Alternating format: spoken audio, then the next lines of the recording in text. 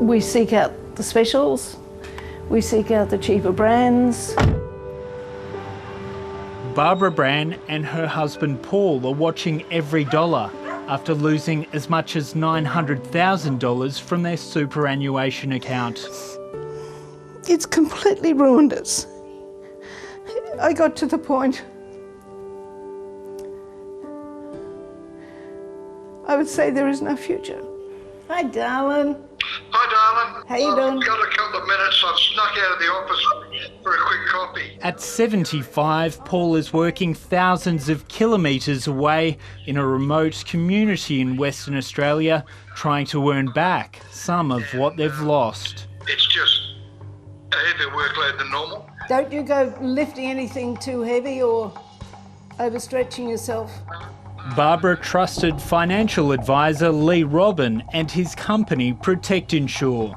Lee Robin encouraged the Townsville great-grandparents to invest heavily using their self-managed super fund. How do you make it stop? He'd say, don't worry, everything's fine. Your money's absolutely safe. It's invested at 8%.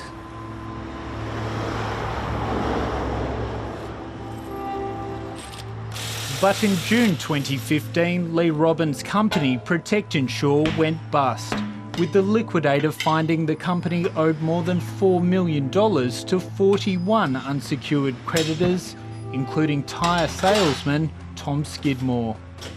The alarm bells started ringing quite early.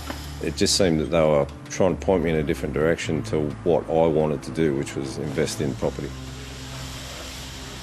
Tom's lost $70,000, more than 2/3 of his superannuation savings at the time he invested. If I was ever thinking of retiring early, that's now not really a possibility.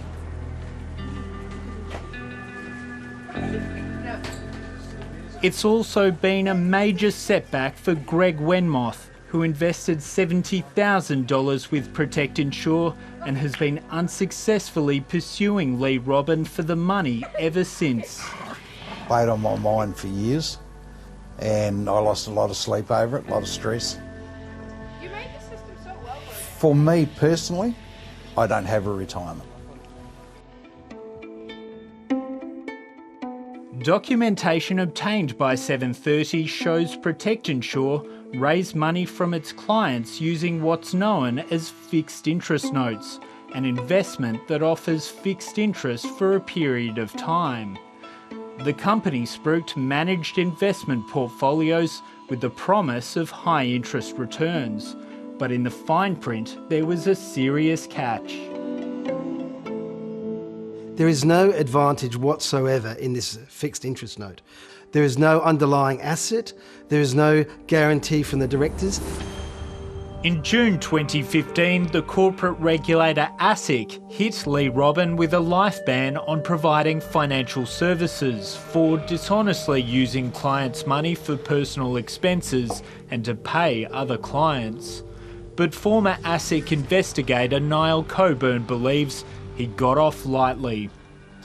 ASIC should have, instead of only being able to ban him, they should have conducted a full investigation and briefed the Director of Public Prosecutions where there is clear breaches of the criminal code and of the corporations law. I do believe they let us down. It's a weak regulator that's not doing enough. Insolvency law specialist David Morrison is calling on the corporate regulator to consider further action. In my view, ASIC ought to reopen the investigation because there are too many loose ends and there's too much gone wrong for this person simply to be let off with a ban on providing advice.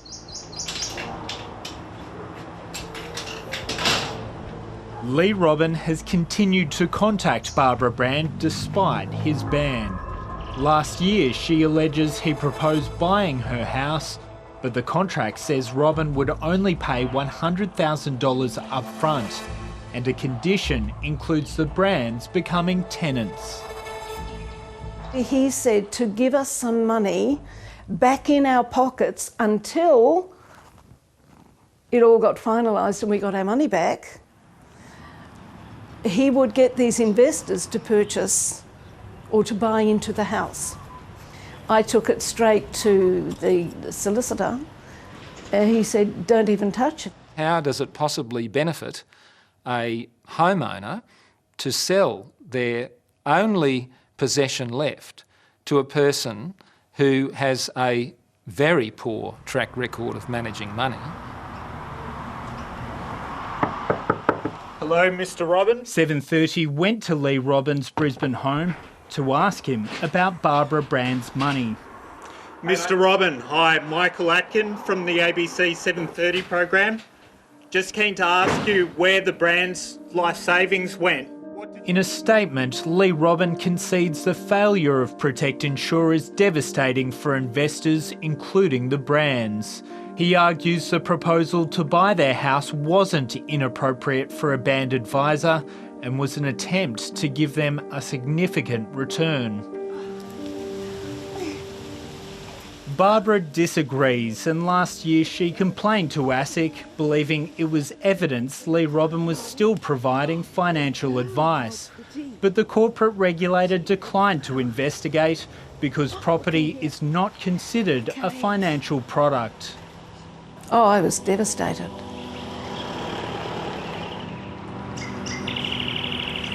With nowhere left to turn, Barbara has made a complaint to Townsville Police alleging fraud by Lee Robin. Mr. Robin said he was unaware of the complaint and couldn't comment further. Police investigations are ongoing. I'm good for a while and then I just go down again. I'm really good at pretending. And then it all just hits me. I think, what are we going to do if Paul gets sick? ASIC declined 7:30's request for an interview. In a statement, the regulator said it had also disqualified Lee Robin from managing companies for 5 years and imposed bans on 2 other Protect Insure advisors. Hi, I'm Lee Sales. Thanks for watching this story. If you'd like to watch more of 7:30's stories, they are on the left of your screen.